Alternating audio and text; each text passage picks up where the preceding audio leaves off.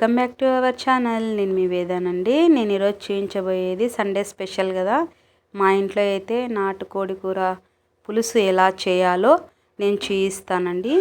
నిజంగా ఇది రాయలసీమ స్పెషల్. రాయలసీమ వాళ్ళు ఎలా చేసుకుంటారో తక్కువ మసాలాతో చాలా టేస్ట్గా ఎలా చేసుకుంటారో నేను చూపిస్తానండి.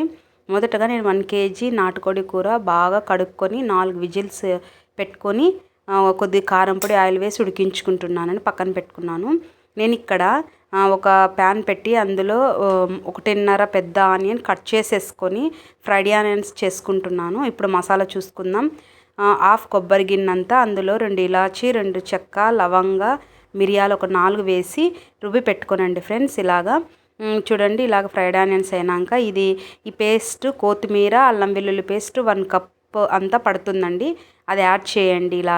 ఇలా చేసుకొని బాగా మగ్గుతున్నప్పుడు నేను ఇప్పుడు రుబ్బి పెట్టుకున్నటువంటి 1 కప్ కొబ్బరి మిశ్రమాన్ని వేస్తాను. ఇందులో ఒక 3 టమాటా వేసి రుబ్బుకోనండి ఫ్రెండ్స్. ఇలా వేసుకొని బాగా ఉడుకుతున్నప్పుడు తగినంత కారము అలాగే సాల్ట్ వేసి బాగా మగ్గించుకోనండి ఆయిల్లో. ఇలాగ నేను చూపిస్తున్న విధంగా తగినంత వేసి నేను హాఫ్ కప్ అంతా పెరుగు తీసుకుంటున్నాను.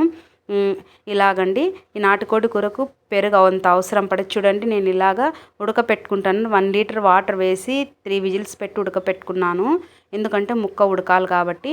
తర్వాత వాటరు చికెను అంతా మొత్తం వేసి ఇలాగా ఒక 6 విజిల్లు పెట్టుకుంటున్నానండి.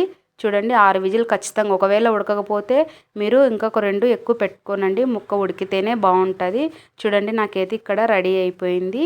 ఇలాగొచ్చిందండి.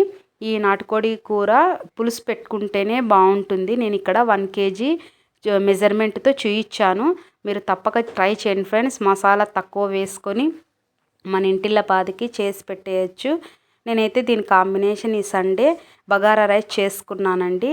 బగారా రైస్ లింక్ కానీ మీకు డిస్క్రిప్షన్లో పెడతాను. ఒకసారి ట్రై చేయండి. నా పద్ధతిలో చాలా బాగా వచ్చింది ఫ్రెండ్స్. తక్కువ మసాలాతో ఇంట్లో ఉన్న వాటితో ఎలా చేయాలో నేను మీకు చూపించాను. మరి మీకు నచ్చిందా? మరి ట్రై చేస్తారా? మీకు నచ్చినట్లయితే లైక్ చేయండి, షేర్ చేయండి, సబ్స్క్రైబ్ చేయండి.